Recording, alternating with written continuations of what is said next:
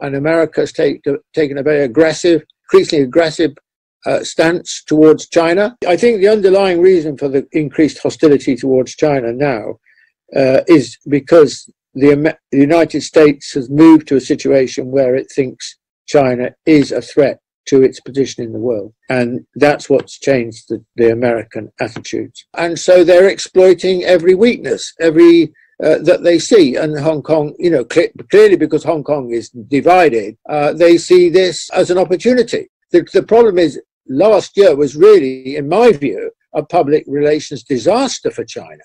To have a situation in Hong Kong where you have those kind of demonstrations by young people, that kind of violence and so on, there are two problems with it for China. One, law and order, but secondly, even more important, is that it looks as if the population, or a large section of it, don't support the SAR government or China. So China has been in a weak position. And this is why I don't think you should leave your questions just where you are about to leave it, which is, so, okay, you introduce a security law. Is that all you're going to do? Because if that's all China does, then how are you going to win the hearts and minds of the Hong Kong population? Because the reality of the situation at the moment is that there's a lot of unease and dissatisfaction in the Hong Kong population. So a security law, well, you might be able, if you act in a crude way, you might be able to repress it, but you don't solve the problem. We have in English the expression, the carrot and the stick. Well, I think actually there is a need for a stick, but I think there's a need for a bigger carrot.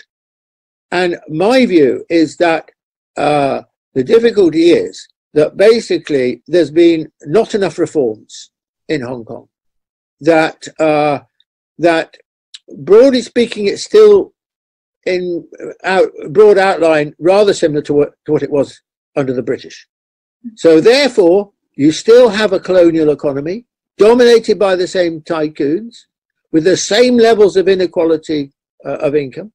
And you've got a political system which is a British colonial political system. So the great question here for China, I think, is, sure, let's have the national security law, but equally, even more important in my view, is a reform program to transform Hong Kong and give a real sense of hope and enthusiasm to the Hong Kong population, especially the young people.